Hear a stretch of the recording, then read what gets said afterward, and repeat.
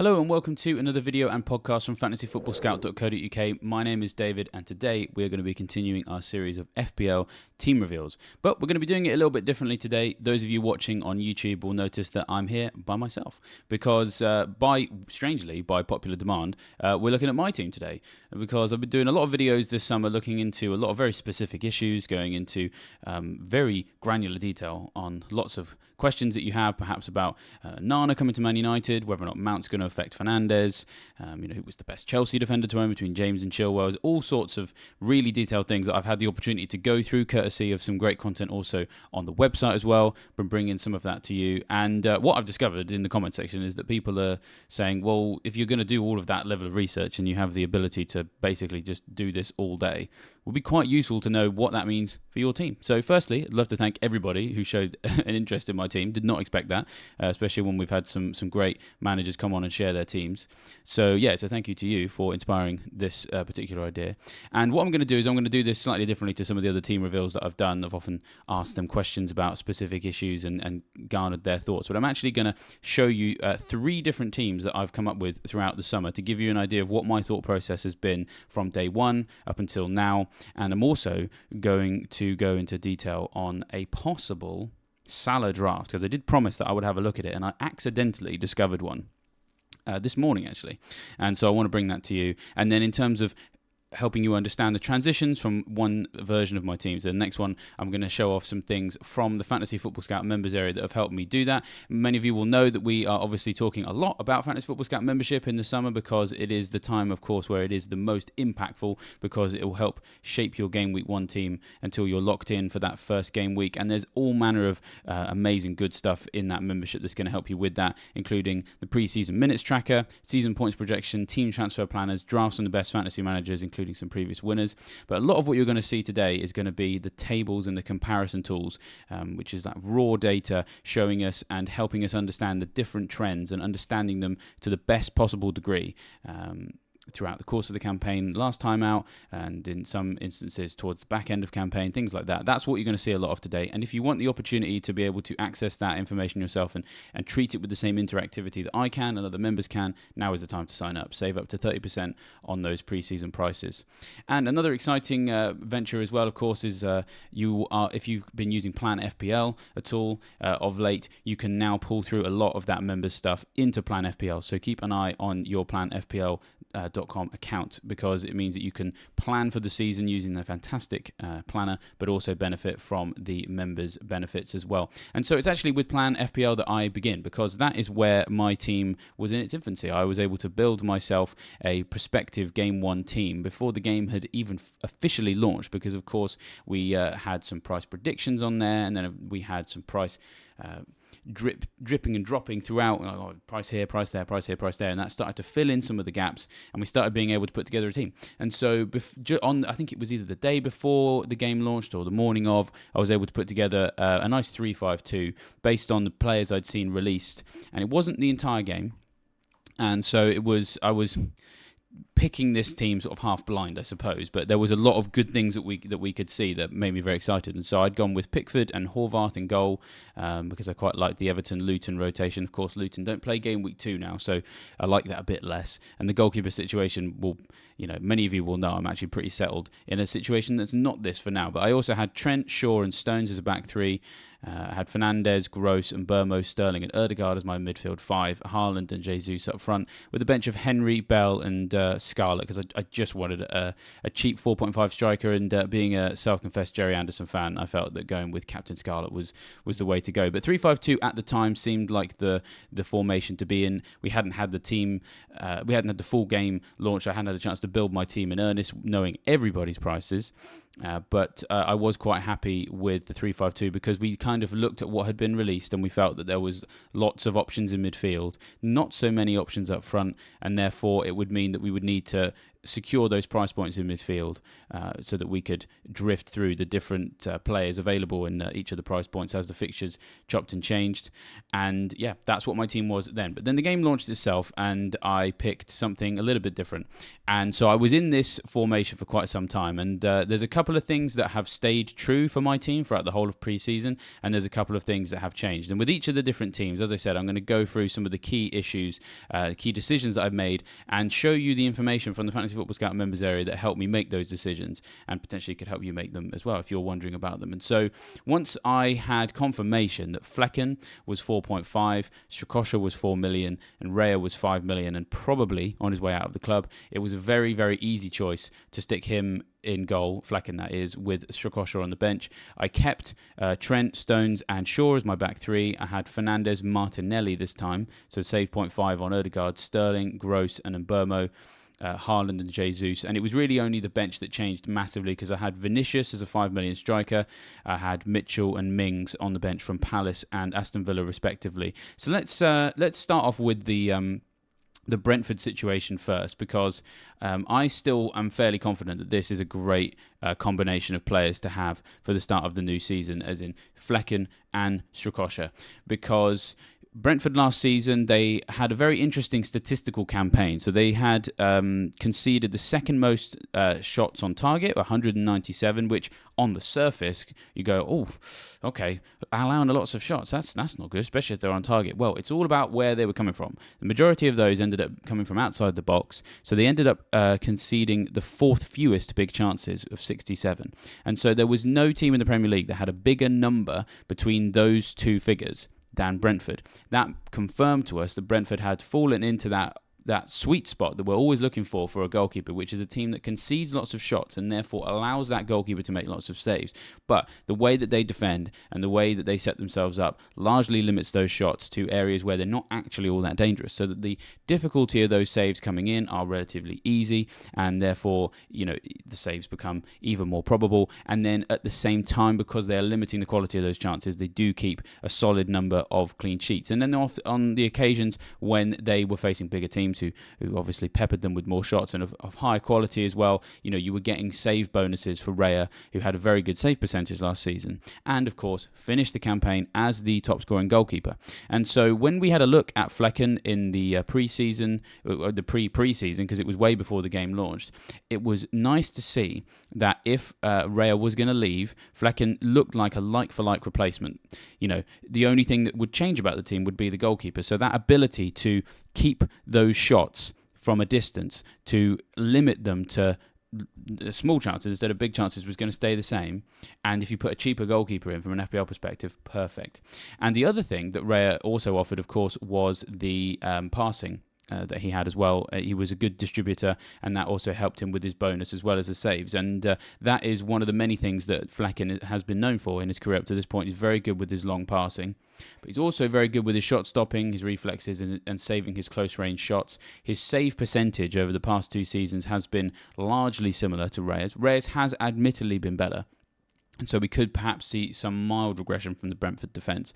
But bearing in mind the position they're in, no team had a bigger difference between shots on target and big chances conceded than them.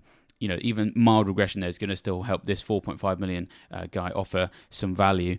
The save percentages, just to go through the details then, Raya in 21-22, 75.7% save percentage, and then Flecken 73.8%. Then the most recent campaign, 78.2% for Raya and 74% for Flecken. And what that kind of allowed me to do, it allowed me with this position, I felt, and actually Flecken and Strakosha remains my goalkeeper duo. It just allows me to sort of be a little bit fixture-proof, because sometimes with goalkeepers, people like to do a bit of a rotation to 4.5s, and in a world where that was possible, I would have maybe been interested. We're going to talk about some rotations a little bit later in the 4.5 defenders area, but unfortunately there doesn't appear to be 2 4.5s I can realistically rotate. And for example, I like the Aston Villa and Crystal Palace rotation, but Martinez is 5 million, and so knowing that I don't actually have to rotate here because of the stats we just talked about Brentford, it makes me quite happy. So at home against Spurs, game week 1, Brentford are unlikely to keep a clean sheet there, but Spurs are going to be very, very shot persistent under their new manager. And so I'm anticipating getting maybe 3, perhaps 4 points out of my goalkeeper there, just purely from the volume of saves that he's going to have to make. Then Fulham away game week 2, that feels like a clean sheet loading. Crystal Palace at home, maybe. But again, that's a very attacking team, and so therefore we could see lots of saves. Bournemouth at home game week 4, and then Everton at home game week 6. There's at least 3 games in there where I'm confident of a clean sheet, and then the Spurs game, the Palace game, and the Newcastle game, I'm confident of a volume of saves. And then it means by just sticking Strakosha on my bench, if for whatever reason it's Strakosha that gets the number 1 jersey instead of Flecken, then I've got myself the starting Brentford goalkeeper, no matter what happens, with the possible exception of whether or not David Raya leaves. It looks like he probably is, but it has been a bit of a transfer saga that does continue on. And so maybe that will be, maybe I'll need to keep monitoring that. But for now, I'm fairly confident that he's going to leave. And if he does stay, I may need to reevaluate, but I'm fairly happy with it at the moment. So just jumping back into that first initial team then, I'm going to talk about another part of this team that has stayed the same the whole way through. And that is the aforementioned defensive rotation of Crystal Palace and Aston Villa, because their fixtures and their defensive capabilities have looked quite nice. Now, you'll notice, actually, I'll just jump back to the team, that they are actually on the bench for game week 1. Mitchell and Mings were my original 2. I have played around with who the 4.5 millions are, and I'm still open to who they're going to be, because we've got to wait to see who's going to play in pre-season, of course. But yes, they're on the bench, but I still actually think that having some defenders who can rotate and come in when needed is quite important. And whilst it seems like an odd thing to get started with at the beginning of this, that is usually a good foundation so that you don't have to worry about those slots. And so, yeah, let's jump into it. Villa and Palace. Now, some of you may have heard me talk about this already. My apologies if you've already heard about this in detail. Did a scout report on Pau Torres and what he's going to bring to the Villa defence, and used it as an opportunity to extol the benefits of being invested in the Villains' backline this year. And yeah, here's a little bit of extra information on it. So, in the last 12 game weeks of last season, they were second best for clean sheets. That's Aston Villa with 5. Only Man United had more. Then in that period, they were also very good for big chances conceded. 23 was in the top 5 for the Premier League. And at the same time, Crystal Palace were the second best for big chances conceded. And then when you look at the last 15 for goals conceded, Aston Villa were officially the best defence on this metric for the last 15 game weeks. Just 8 goals conceded. That was 1 fewer than Man City, 7 fewer than Manchester United in third place. Crystal Palace did concede 18 across that run, but they conceded fewer as we moved into the last 12. And of course, conceding very few big chances, they sort of underperformed against their defensive metrics. And so hopefully with a full pre-season in them, they can maybe tighten that up a little bit. But even still, Crystal Palace were in the best 5 for fewest goals conceded in the last 15 game weeks of the season. And so bearing in mind that we've got those two teams that finished the season defensively strong with 4.5 million defenders at both clubs, it makes this run of fixtures very appealing. So Aston Villa, they've got Newcastle away, Everton at home, Burnley away, Liverpool away, Crystal Palace at home, and then Chelsea away. Now, you'll notice that there's 3 games in there. You don't really want to start an Aston Villa defender. Newcastle away, Liverpool away, Chelsea away. Well, handily enough, Crystal Palace's fixtures slot into that like the cogs in a clock. And you've got Sheffield United away when Villa face Newcastle, and then you've got Crystal Palace hosting Wolves when Aston Villa play Liverpool at Anfield, and then you've got Crystal Palace hosting Fulham when Aston Villa face Chelsea. And then in between that, Palace have Arsenal, Brentford and Villa. And so, therefore, they're the ones you probably don't want to start your Crystal Palace defender for. So, that has remained a defensive rotation that I've stayed invested in the whole way through, because nice and cheap, and they can come in whenever is needed. And I just think that this is the best defensive rotation on offer for the first 6 anyway. There's a couple that look a little bit better for slightly long term, but it's hard to plan too far ahead in terms, especially with defensive rotations at this part of the season. So yeah, those players have switched around a little bit. We'll come on to them in a minute, but at the moment it's placeholdered to have at least one of those two. And so, yeah, that was my first draft. I was quite happy with it. I didn't have Salah. I had Trent, and I had Stones as well because I liked the Man City defence. I had Sterling because I felt that Chelsea were going to do well this year, and I was excited to maybe get ahead on the bandwagon there. I'd chosen Martinelli as my Arsenal midfielder to save a bit of money. I was quite happy with Fernandes because I wasn't scared of downgrading with him. For example, I had Mbeumo because kind of everybody else had Mbeumo, but all for a good reason. You know, he's going to play in a very advanced position without Toney. That was what my thinking was at the time. And Gross was my choice of Brighton midfielder. Now, lots of these things have changed, and before I jump into my second team, I have to give a lot of credit to a number of other contributors in the community because, you know, when you change your team and you tinker around, there's lots of different reasons for that. The stats in the members area is a big one, but also doing a lot of these team reveal videos with some very high-profile managers who have good OR history. There was a number of people who helped me understand that perhaps maybe I'd got something wrong with my first draft, and I think that's one of the things that's also important to recognise sometimes when you're building a draft is testing all of your preconceptions and thinking, you know, have I got this right? Have I correctly come to the right conclusion? Have I used the right pieces of information to come to that decision? And with a couple of these things, I felt that maybe I had got it wrong. So, for example, I didn't have a Man City midfielder, and Mbeumo was my choice of Brentford attacker. But let's start with Brentford then, because it was actually speaking to Praz that helped me understand that maybe I'd got Mbeumo a little bit wrong.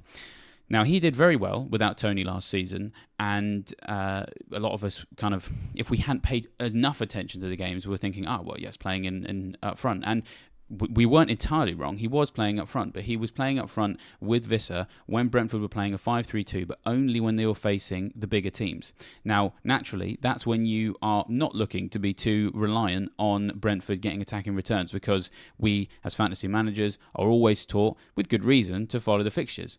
And so when they have their nicer fixtures, is Mbeumo going to play up front? Well, what we've seen is probably not. He's probably going to play on the right-hand side of a front three. And so this was what Praz helped me realise when we did a team video with him, and I had a quick look at Visser and realised, because he would be the one who's always going to play up front, whether it's 4-3-3 or 5-3-2, and realised just based on what he'd done last season that maybe he was worth considering. But I kind of looked at my team and thought, I got 3-5-2, I'm going to have to switch to 3-4-3 if I go down that route, and then potentially upgrade elsewhere in midfield. So I thought I'd give it a go, and I built this second draft, which was looking at 3-4-3. Flecken and Strakosha still in there. The backline changed, not too much. So Trent and Shaw remained. I decided to move Stones to Estupinian, who I'll talk about in just a minute. Then my midfield, I went a little bit more template in a few places here once I'd seen a few drafts, which I will completely admit to, a little bit of positive peer pressure. But don't worry, some of these guys, like Rashford in for Fernandes and Saka in for Martinelli, of course, are template choices, but I have gone on to mildly question those, and we're going to have some information and some data on those two players a little bit later on. Gross, I moved to Matoma, again for the same reasons, but again, we're going to go into that in some detail. Haaland and Jesus remained, and that Aston Villa, Crystal Palace rotation is still there, going strong, but I tweaked it a bit to be Mitchell and Matty Cash by this time. And I think the other thing is, when we were looking at these 3-5-2s, there was nobody really in the 4.5 million midfielder bracket who in any way looked like a starter. If you have had an opportunity to go check out the best 4.5 million attackers on our YouTube channel, on our podcast platform, do have a look. Thankfully, some things have moved on since we did that piece of content, and Marvellous Nakamba has made his switch to Luton permanent. We are fairly confident he's going to play every game. He's not really going to give you anything other than appearance points, but that's more than can be said for most other players in the midfielder 4.5 bracket. So I thought, okay, let's stick him in and see what I can do with my team. And I started to have a look around at some of the other 6 millions, like a Calvert-Lewin, for example. And actually, Jimenez has just gone to Fulham, and I'm a big fan of his, of course. Got his Wolves shirt up behind me, and have had that up for a number of years because he is a bit of a fantasy legend. I'm not necessarily saying he's going to be exciting to have this year. He might not be able to, relive the glory days. But if he does, 5.5, that's quite nice. We've got Ferguson at Brighton, 6 million. So there were a number of players in the 6 million striker bracket that started to make themselves known to me a little bit more after my first initial draft. And so I moved to this to try it out. And as I said, thanks to Praz for that. That helped me realise that there were ways that I could invest in the Brentford attack in a 3-4-3 formation. And I also have to thank Gianni for helping me have a real look at Foden, because Gianni was the first person I saw in the videos where we did these team reveals who came in with a Man City attacker who, on top of Haaland, everybody else just had Haaland and nobody else. And I was sat there with Raheem Sterling and thinking, okay, it's a bit of a gut feel, this one, but I don't really have much data to back it up. Whenever I'd done a few bits and bobs on my thoughts on Chelsea, and I was scrabbling around for some pieces of data that could convince me that Sterling was going to have this, orbit-melting season, couldn't really find it. Now, I still have a bit of a mild gut feeling that may happen, and pre-season will help me with that, although we've seen the likes of Nkunku and Jackson be more of an attacking threat, and of course, both listed as forwards. So, worth saying that Jackson especially, only 1 million more expensive than Vista, so he might be someone I could potentially switch to if I can find the money, if I've got 3-4-3 already, because I know, and we'll come on to it in a bit, that I really want to hold Jesus and I really want to hold Haaland. So there's more forwards emerging, basically, and so I was less wedded to Sterling. So I thought, okay, let's give Foden a go. And so those of you who are wondering about going into the Man City midfield but are nervous about Pep Roulette, I want to assuage some of your fears by looking at some research from the start of last season. It's less reliable for the defenders, but for the midfielders especially, I think it's quite easy to sit down and say, you know what, I think a lot of them are going to start a lot of games this season. For example, Gundogan's just left. There's murmurings that Bernardo Silva may be going as well. Kevin De Bruyne has had an injury, although it sounds as if he's going to be back sooner than expected. But that doesn't necessarily have to be a bad thing, because the general point here is that at the start of the season, last time out, Pep Guardiola actually rotated very little.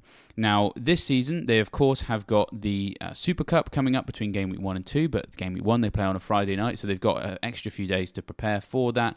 The Champions League comes in after the first 4-5 game weeks, and so if we're looking at a really good team to start the season, I'll just jump back to the fixtures again, because, obviously Man City's are very, very good. If you sort by attack potential, they're the second best team on the ticker. Burnley away, Newcastle at home, Sheffield United away, Fulham at home, West Ham away, Forest at home. So on those first 6, they look, wow, incredible. And so what we had a look at was Man City starts in the first 4 game weeks last season, the first 6 game weeks last season, and then the first 10.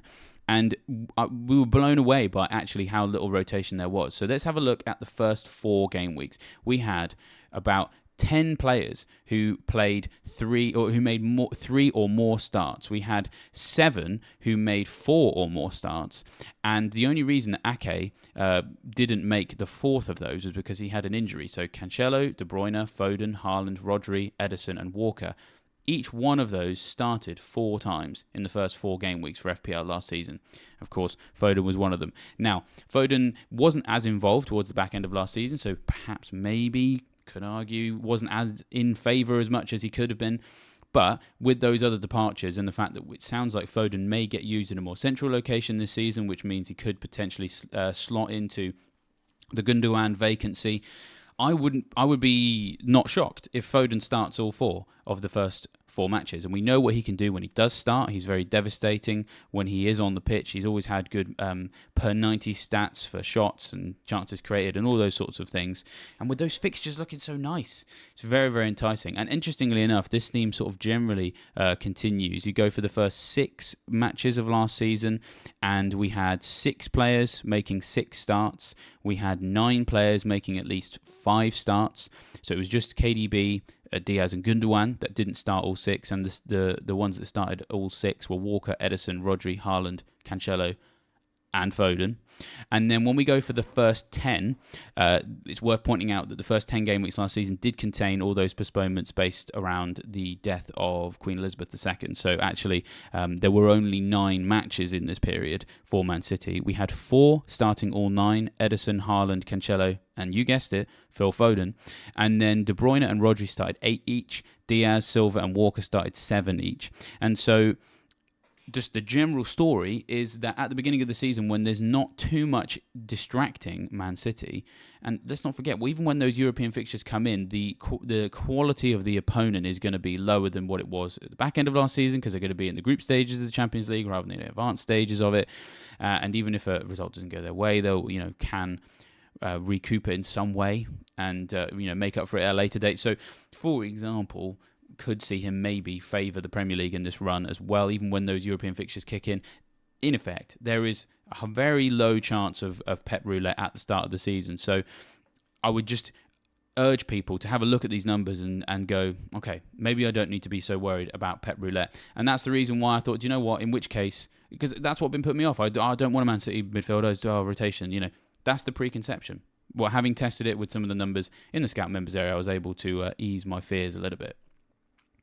Now, let's talk about Brighton because, as I said, I had Gross to begin with, and then I went for Matoma. So let's talk through my decisions there, and I'm still undecided, I should say. There's still a number of things that I need to look for. Now, the reason I started with Gross was because we've been doing a bit of end-of-season content towards the end of last season, and obviously the team of the season had Matoma, March, McAllister, all nominated for a role in that team.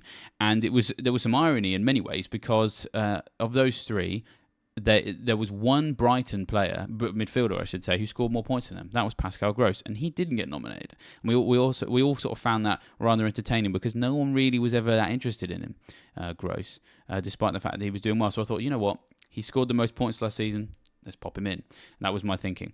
But I started to have a look at some other numbers. And this, it's a minefield at the moment. It is a real minefield. So I'm going to go through some numbers. And at various stages of these different numbers, I'm going to go, so that could favour this guy. And that could favour this guy. And that could favour this guy. So stick with me as I run through this because this does help us understand what the challenge is for Brighton attackers. If you want more detail on this, Joe did a fantastic video on them, his hometown club, the Seagulls, about a week ago. So go check that out. It's a very good piece of content.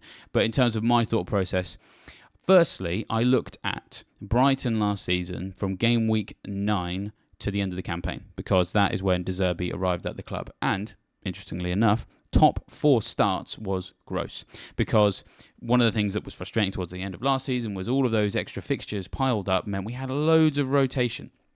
And so the first thing that I have discovered by going through and looking at some numbers across the whole campaign for just De Zerbi, so that's game week 9 onwards, is that Gross is probably the most rotation-proof guy. And that is because he plays a number of different positions. He can play in midfield, he can play right wing-back, he can play number 10, he can play on the wings.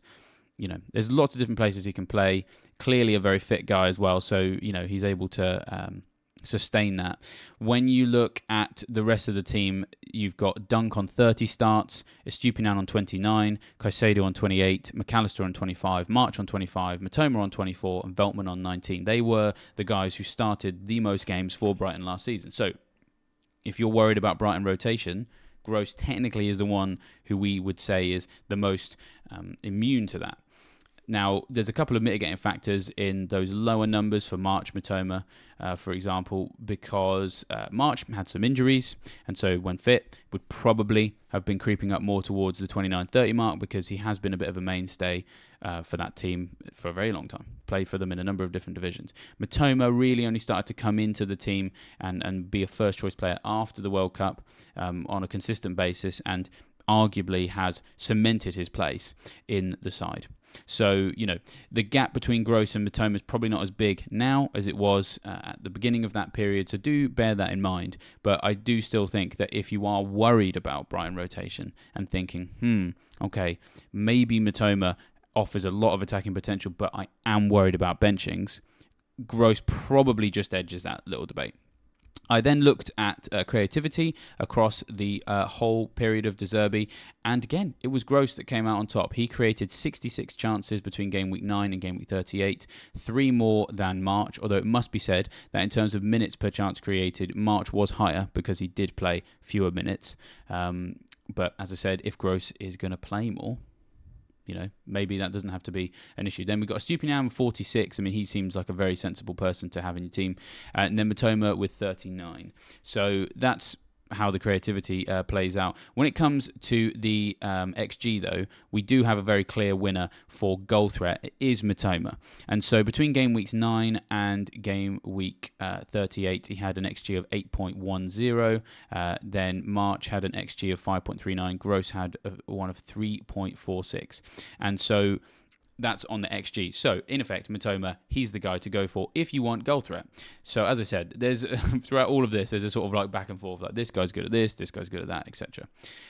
What I then did in terms of really trying to get a proper understanding of how the season finished is I did look at the final 12 matches of the season, because that was the end 12 game weeks of the season, because this probably is the best piece of data that we have to understand what Brighton are going to do when there is lots of rotation, because of course between game week 9 and maybe 26 last season they didn't have to rotate as much as they probably will have to at the start of this season, and they obviously had to rotate a lot at the end of last season with the number of postponements that they had.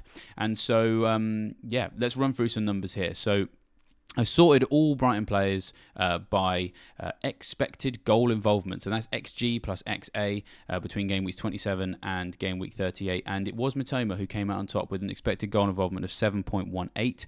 Gross with 5.67.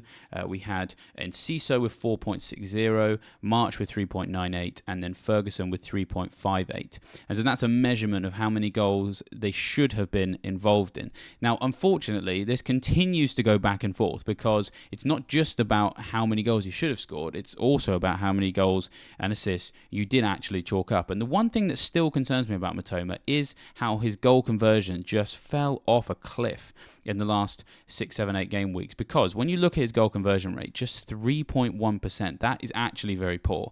And it's the worst of these 5 Brighton players. Ferguson with 15%, Enciso with 14.3%, March with 9.1%, and who's the highest? Gross, 17.6%. Now, all of these players offer goal threat from different areas. So Mitoma is still king of shots in the box, 28 in the box, 9 big chances, and 9 on target. So for the first of those two stats over this period, he's the best. Now, Gross, just 10 shots in the box, only 2 big chances, so he's very much a distance threat, but the same number of shots on target, and his XGI is about a goal and a half lower, but his goal conversion rate is about 14 percentage points higher. And Enciso probably is the one who looks the most exciting from this period, because he only played 680 minutes.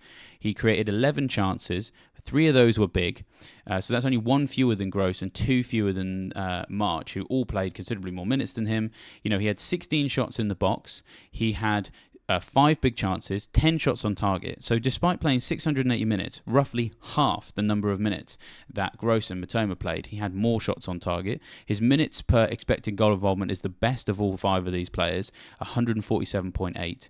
And so to get an XGI of 4.6 in this period, when he's played hardly any minutes, is incredible. Now, he played hardly any minutes because he was a rotation threat. So again, we come back to that problem of who is going to play. And so I still think that this is very up in the air as who I'm going to go for at the start of the season. I think the best thing to do is keep an eye on preseason. You can do that on Fantasy Football Scout, of course, with our preseason minutes tracker, and see which players are playing the most, which players are being used as rotation fodder. Probably unlikely to be too many of these, and Enciso is the one who is maybe the most likely based on his role from last season.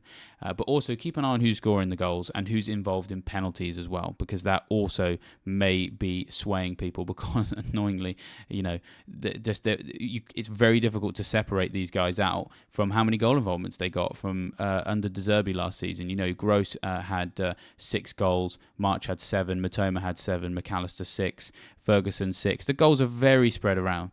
So maybe it may end up in a situation where it doesn't actually matter which one of these guys you have. Possibly. So maybe all of everything I've just said was a total waste of time. But yeah, just going back to that second team, there is going to be a Brighton slot, and it's just working out who it is going to be. So that's how my team looked, and did look for quite some time. I sort of put it in a box, got on, rolled my sleeves up and did a load of Fantasy Football Scout content looking at some of those specific issues. But the more of those issues that I started to look at, the more I started to think about other things I wanted to do with my team. And I had a bit of a tinker this morning. What I was actually trying to do was I was trying to find out if there was ways I could invest in the Man United defence for a little bit cheaper, because those of you who checked out our video on Onana will know, and those of you who checked out our video on the current situation of pre-season minutes and pre-season just lessons we've learned from matches we've seen so far, those of you who've checked those out will know, we've got Onana around now. We can say 0.5 on Shaw. We've got Wan-Bissaka being involved in pre-season. He's the most utilised Man United fullback so far. That may change. That's something I've got my eye on. And so I looked at saving money there. I like Luke Shaw. I want to be involved in Man United's defence. But the thing is, I started to look at United's fixtures a little bit more, and I'll bring them back onto the screen. You've got Wolves at home, game week 1. Forest at home, game week 3. They look fantastic. But Spurs away game week 2, Arsenal away game week 4. It started to make me think I like Shaw, but I don't really think I'm going to get too much out of him necessarily in game weeks 2 and 4, because a clean sheet feels unlikely. And so I was like, okay, is there ways I can get a rotation here? Well, not really with Onana, because he's 5 million. I don't like to rotate a 5 million goalkeeper. I don't like to even own a 5 million goalkeeper. I think it's too much money. And as I said earlier on, really like Flecken and Strakosha pairing. So I've got my eye on, can Dalot or Wan-Bissaka nail down a starting position in this defence? Because if they can, we're going to have a 4.5. And what we've seen so far, Wan-Bissaka maybe slightly ahead in that. We'll keep an eye on it. If it ends up being Dalot, great. If it ends up being neither of them, then I'll have to ditch this plan. But for now, I quite like being here. Wan-Bissaka was very, very creative in the win over Arsenal. Created 2 chances in that game, more than any other United player. He was up against Tomiyasu, who is not really a left-back, so maybe he was afforded more space than he would normally. But knowing that we could have a Man United defender at 4.5, I thought, right, great, fine, let's do Shaw to Wan-Bissaka, let's see what that unlocks. And I got myself 1 million.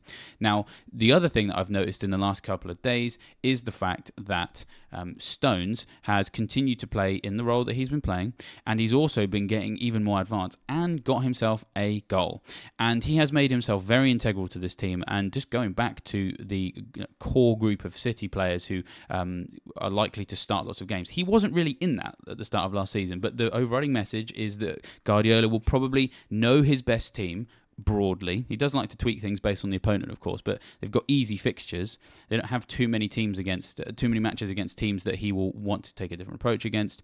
So therefore, I feel like Stones has made himself a player who is the most likely City defender to start every game. And of course, you look at those fixtures again, they are ranking very highly. So I thought, okay, that means I can get Stones in as well. But it does mean selling Trent. Now, I've seen with Liverpool's pre-season that it seems to be very goal-heavy at the moment. Now, they've played just German teams that I've never really even heard of before. And so the fact they've scored lots of goals maybe isn't, too groundbreaking, but they are conceding lots of goals as well. So I thought, okay, let's take Trent out and put Stones in just to see what that can unlock. And all of a sudden, I had a lot of money in the bank. And I was, oh, wow, okay. The other thing that I was looking at was Fernandes and Rashford. And I'm going to come back to that in a minute, because what it ended up helping me do, I then gave myself another 0.5 million, and I'm sat there with 4 million in the bank. Now I was thinking, that could get me to Salah. Now, admittedly, it involves selling Saka, who I don't know if is necessarily the right thing to do. And this team, I do just want to clarify, is an experimental one. And I don't actually know if I'm going to go with it. But the more I look at it, the more I kind of like it. And so, for the benefit of the podcast listeners, it's Flecken and Strakosha in goal. Stones, Estupiñán, Wan-Bissaka as the back three, with Mitchell and Cash on the bench. Then Fernandes, Foden, Mitoma and Salah in midfield, with Visser, Haaland and Jesus up front. And then I got Nakamba on the bench. And the more I look at it, the more I'm thinking, this is not bad. I kind of had told myself that a Salah draft was never going to work. And I think when the game launched, that was probably true. But as pre-season has wound along and we've started to see a few more things happen that tilt us in one direction or the other, it's possible.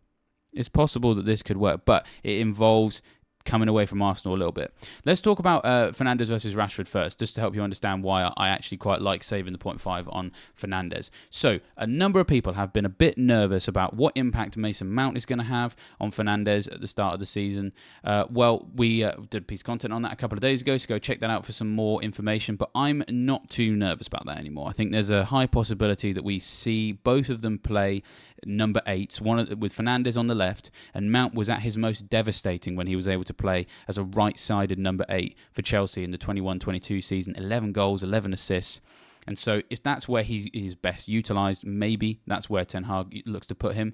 The main thing is that what we've seen in pre-season so far, it's not too much of a strong data set so far in terms of how big a set it is, because we've only seen 45 minutes of it. But we saw Mount a bit deeper against Arsenal, Fernandes a little bit more advanced. There was times when they swapped over a little bit, but it was Fernandes who was pushing further forward, and he scored as well. And then when we look at how Fernandes and Rashford actually finished last season, Fernandes was actually in an incredible place in terms of the stats, because in the last 12 game weeks of last campaign, his expected goal involvement was 8.17, Rashford's was 5.73, and incredibly, there's only one penalty in this run. So even turning around and going, penalty merchant this, it's not really an applicable argument in this debate anymore, because just the one penalty and his XGI was so much higher. Now, some of you may point out, of course, and you would be right to do so, that Rashford did have some injuries, so he did play fewer minutes, but still doesn't matter, because minutes per expected goal involvement, Fernandes was still better.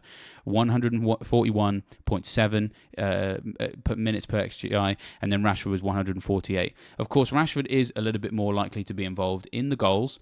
18 shots on target to Fernandes' 16, and 13 big chances to Fernandes' 5. But the sheer difference between his creativity is massive. So Fernandes created 14 big chances in the last 12 game weeks of last season. That was by far the highest. It was double that of the 4 players who were joint third for that particular stat, 13 more than Rashford. So he's considerably more likely to be the assister. Having Mount around is just an additional goal threat to have in the midfield, and actually having Mount around is an additional assist line for Fernandes to maybe get goals of his own, and of course he did score in this preseason game. Now, penalties also are important here, to be honest, because they didn't get many last season, but that seems like an anomaly. Man United are a team that traditionally get lots of penalties, and any United fans out there who think that's me turning around and playing the old, they always get the penalties card. It's not really about that. They are a team that has a culture based around tricky wingers, fast players, hitting teams on the counter-attack and catching teams off guard. And it's that attitude that quite often helps them win penalties, because that's when defenders make mistakes, when they're put on the back foot very quickly and asked to make a tackle on demand, split second. That sort of scenario. So them not getting many penalties last season was a reason why Fernandes didn't do that well. I would be very surprised if we see Man United get a similar number of penalties in 23-24 compared to the last campaign. I do think we're going to see more penalties. And so I'm not scared of going Fernandes over Rashford. That may change, but I do just think that Fernandes is looking really nice right now, and I don't think that Mount being around is going to damage him as much as people fear. Now, I'm going to talk about Arsenal now, because there's a lot to unpack here. Now, I obviously in this experimental draft have had to take out Saka. Now, I don't think that's necessarily a good idea to take out Saka, but it's more about the fact that I would be less involved in Arsenal, because at the start of the campaign they do just have some lovely fixtures, especially at the start of the campaign in the first 3 or 4. So we've got Forest at home game week 1. Forest were the worst team away from home last season. Then we got Palace away game week 2, Fulham at home game week 3, then United at home game week 4, Everton away, Spurs at home. So it's really the first 3 of those that look really nice. And so I'm not averse to going with 2 Arsenal attackers and maybe moving away from one of them when their fixtures get a little bit harder game week 4.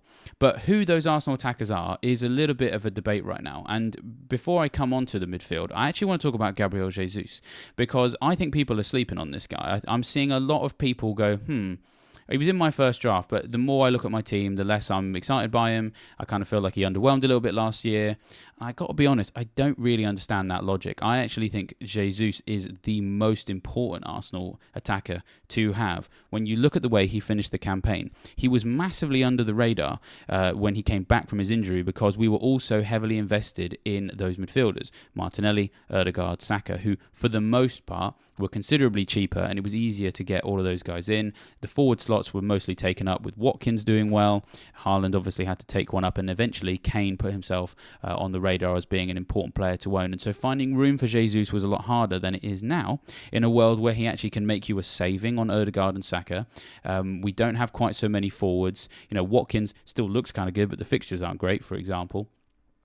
And when you actually look at the stats behind how Jesus finished the season, he was their best attacker. pretty much hands down. So expected goal involvement in the last 12 game weeks of last season, Jesus was 7.07. That's the highest of any Arsenal attacker, and was in the top 8 or 9 for the division.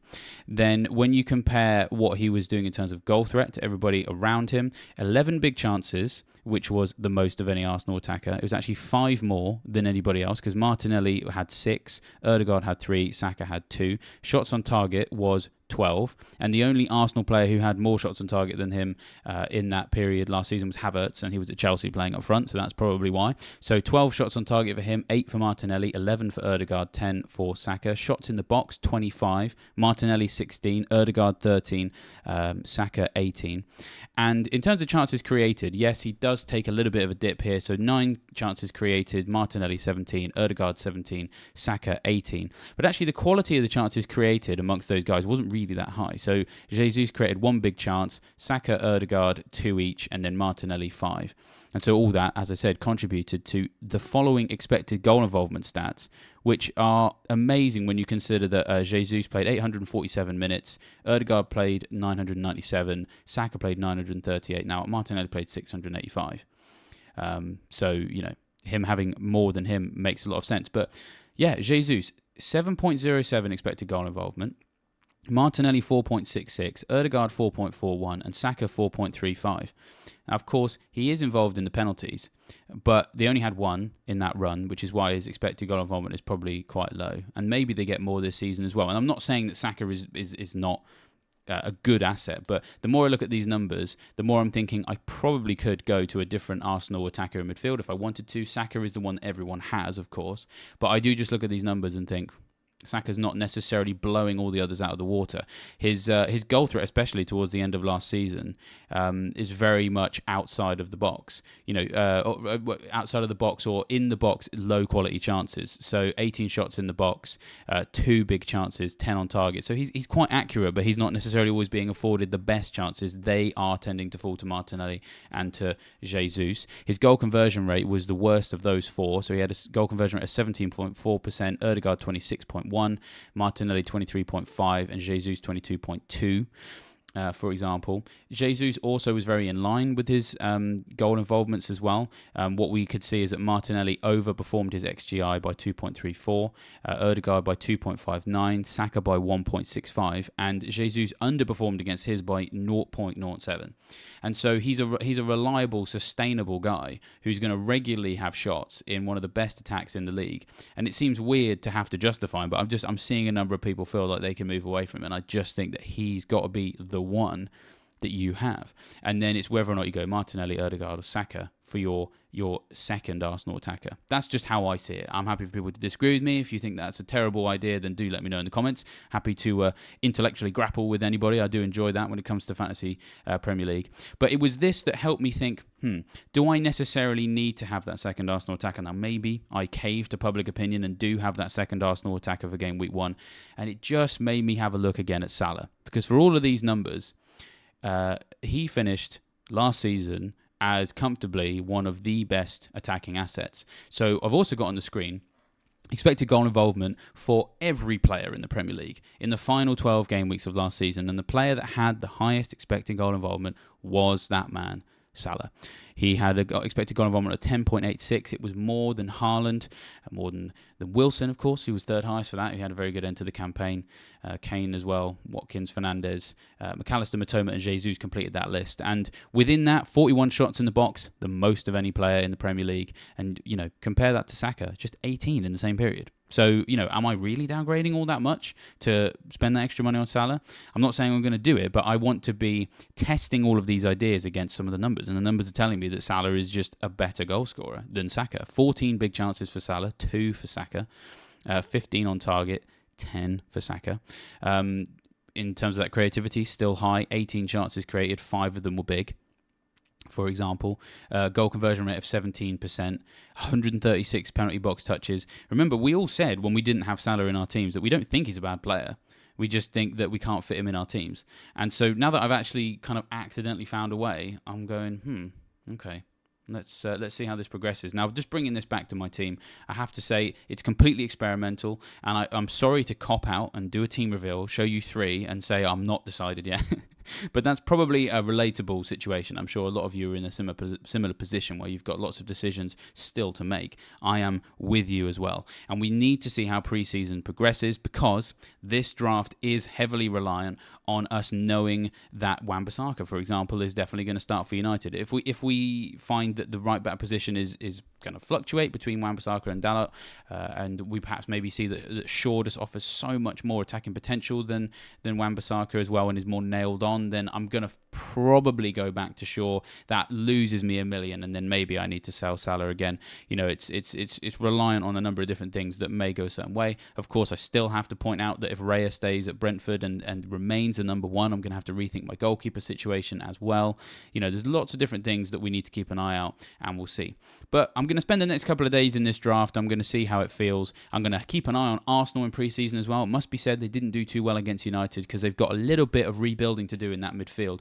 Not necessarily because there was anything wrong with it last season, but they've made 2 high-profile additions to it who they're going to want to try and fit in and upgrade it in many ways with Rice and Havertz. And it does look as if there's been some teething problems so far, which you would expect. You know, that doesn't mean that they're going to have a bad campaign. It might just take a bit of time for those 3 players to get some rhythm together. And if I'm seeing that consistently in the pre-season, and I'm seeing Salah continue to bang in the goals for Liverpool in their more high-profile games against the bigger clubs they've got to face on their summer tour, then maybe that does help me feel a bit more confident with this draft. But as I said, lots in the balance, and I will keep you guys updated on what my team is looking like as the preseason progresses. Now, before I leave you, just one last chance to remind you that a lot of what you've seen here, those tables, come from the Fantasy Football Scout members area. And if you want the ability to go in and find that information for yourself so you don't have to listen to me, then do sign up for membership. You can save up to 30% at those preseason prices. And of course, don't forget to like this video, subscribe to the Fantasy Football Scout YouTube channel, and hit that bell notification so you don't miss a single thing this summer as we prepare for a new campaign of FPL. But with that, I will leave you fine, folks, to enjoy the rest of your tinkering, and I will see you next time.